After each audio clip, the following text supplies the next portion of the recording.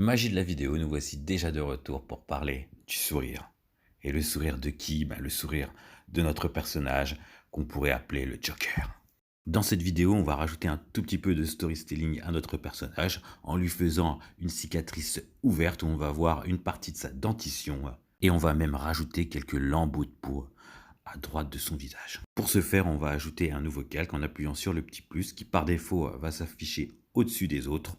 On va reprendre notre petit crayon et on va faire une petite recherche artistique pour ajouter quelques éléments supplémentaires à ce visage qui était pour moi trop lisse, trop simple. On va aller plus loin dans la recherche artistique avec cette fameuse cicatrice ouverte. Armé de notre petit crayon de papier de couleur noire, on va venir sur le nez faire un changement.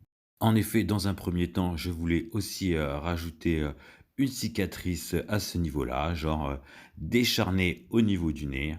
Mais finalement, c'est quelque chose qui ne me plaisait pas.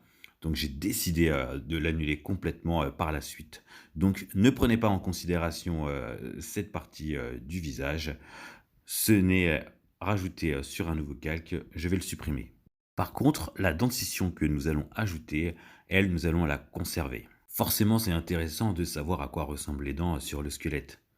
Pas forcément sur un squelette, vous allez me dire, mais là, sur le squelette, on voit mieux ce qui s'y passe. Et comme on va avoir besoin de représenter toute une partie de la dentition, un peu plus que ce qu'on pourrait voir normalement bouche ouverte, reportez-vous donc à cette dentition faite sur ce squelette à droite. Première erreur, je viens dessiner directement sur les lèvres ma dentition. Normalement, la position des dents est derrière les lèvres. Donc, vous allez me dire, oui, mais là, forcément, on vient d'ajouter un calque. Non, il faudra mettre tout ce nouveau calque un peu plus en retrait par rapport à la bouche, puisque c'est vraiment à l'intérieur du visage. Donc, il faut imaginer qu'il y a quand même une couche supplémentaire de peau et que le squelette est vraiment à l'intérieur. On viendra rectifier tout cela plus tard. Dessin numérique oblige, je peux continuer à faire ma dentition telle que je l'imagine. Donc bien positionner la taille de ses dents par rapport à ses lèvres. L'avantage de commencer ainsi sa dentition, c'est de pouvoir un peu mieux visualiser la taille des dents à l'intérieur de la bouche. On voit très bien que on ne voit pas toute la dentition bouche ouverte, donc les 4 premières dents qu'on peut voir face à un interlocuteur se situent au milieu de la bouche. D'autre part, on peut visualiser un peu mieux la hauteur de ses dents. Donc, quand on vient dessiner sur la bouche, après on va bien sûr bouger le calque comme je vous l'ai dit tout à l'heure pour le faire rentrer un peu plus vers l'intérieur du visage et le rapprocher des oreilles. J'entends par là plus la ligne qui vient verticalement au niveau des oreilles.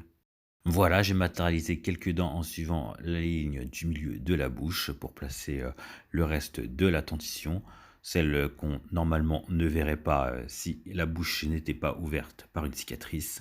Comme c'est un choix artistique, la cicatrice, on va la placer où on veut.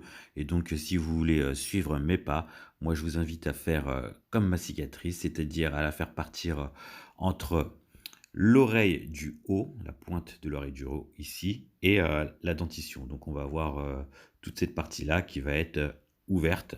On va venir déplacer maintenant la partie de la mâchoire qui devait être déplacée un petit peu vers la droite, comme je vous l'ai expliqué. Donc on utilise les outils qu'on voit à l'écran, l'outil de sélection, puis l'outil pour déplacer la mâchoire.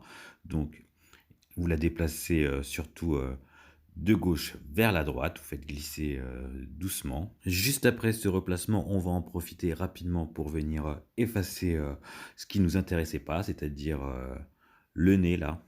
Pour vous aider à bien vous figurer un peu ce qui se passe à l'écran, n'oubliez pas que vous pouvez toujours vous aider à des éléments que vous avez déjà positionnés, c'est-à-dire que là, par exemple, ma cicatrice, vous voyez que je la situe juste en dessous de la petite pommette à droite. Vous pouvez voir aussi si je tirais une ligne verticale à partir de son œil à droite, ça descendrait jusqu'au bout de sa dentition. Même si on ne mesure pas avec un double décimètre, on peut tout de même positionner les éléments les uns par rapport aux autres. Et son crayon, son stylet peut aussi servir de maître. Donc il suffit de placer son doigt à un endroit et de regarder quelle distance ça fait et de la reporter. Maintenant, on va venir faire quelques lambeaux de chair. Donc, pour ce faire, en fait, ces lambeaux, vous voyez qu'ils ne partent pas verticalement. Donc, je viens les dessiner en essayant de respecter le relief du visage. Là, ce sont plus des connaissances anatomiques sur la musculature qui vont vous aider à vous représenter le visage. Sachez quand même que la bouche, la lèvre supérieure et la mâchoire supérieure vont vers l'avant et que, de même, la bouche inférieure va vers l'avant à partir du menton. Donc le menton est en retrait, la base du nez au niveau des narines, c'est en retrait et ça avance un petit peu, comme la moue Instagram où les gens mettent leur bouche en avant. Donc tout ça va vers l'avant. Donc c'est pour ça que mes traits vont vers l'avant, tout ce qui est à gauche. Donc c'est plus ce sens-là, comme vous voyez à l'écran, ce que je vous matérialise avec ce petit schéma. Après, il est évident que les lambeaux de chair, plus on va aller vers la droite du visage et vers la tempe, plus ils vont tomber verticalement.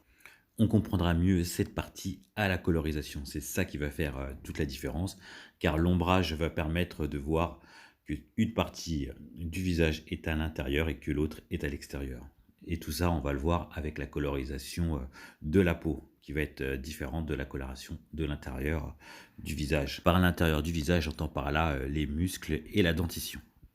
Maintenant, notre personnage a déjà une allure un peu plus sympathique, si on peut l'entendre ainsi. Donc on va venir mettre propre son personnage et on va faire des plus belles lignes qu'on avait auparavant. Cette étape, si on n'utilisait pas le crayon de papier, pourrait être l'ancrage.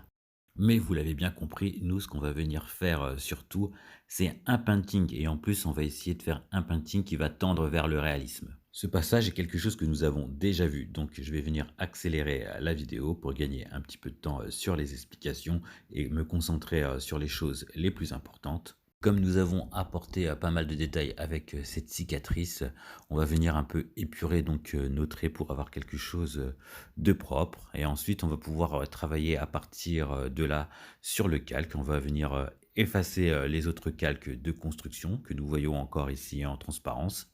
Par contre, lorsqu'il y aura quelque chose de nouveau comme ici, où on va venir rajouter des rides supplémentaires sur le visage, je vais venir un peu ralentir la vidéo. D'autre part, ce que vous ne pouvez pas faire avec Sketchbook, mais avec le logiciel, je viens zoomer sur le visage pour que vous voyez un tout petit peu à quoi ça ressemble. Et en ce qui concerne les poils des sourcils, on en a déjà parlé, donc pas plus à ce niveau, rien de nouveau. En ce qui concerne aussi le pourtour du visage, on vient juste confirmer les formes ou insister un peu plus. Par exemple, en ce qui concerne la pommette à gauche, je suis venu un petit peu plus la marquer, comme si que le visage était un peu plus fin, un peu plus maigre. Mais rien de nouveau. On vient donc soit confirmer nos traits, soit ajouter un tout petit peu plus de détails à nos formes, ou soit on vient un petit peu rectifier ce qu'on avait fait auparavant. À cette étape du dessin, on ne bouleverse pas nos choix, on vient simplement les confirmer et les ajuster. Si vous trouvez que la vidéo va un peu vite à ce moment-là, c'est normal, puisque j'ai accéléré 5 fois ma vitesse pour arriver à la fin plus rapidement. Vous voyez à l'écran tout ce qui se passe. Il n'y a rien d'essentiel, rien que vous n'ayez pas déjà vu. Quoi qu'il en soit, nous allons revenir dans la partie colorisation à tous les éléments que nous avons déjà vus. On va réinsister notamment aussi sur la chevelure, comment bien la réaliser. Tout cela, ça va être que des éléments qu'on va revoir, mais dans la partie painting. Le painting, ça tombe bien, c'est la partie que je préfère. J'espère que vous aussi, vous allez aimer le faire. On a bien avancé au niveau du crayonné de notre personnage. On a rajouté pas mal de détails. Et on va aussi peut-être encore affiner un petit peu plus ce personnage pour aller au painting plus facilement.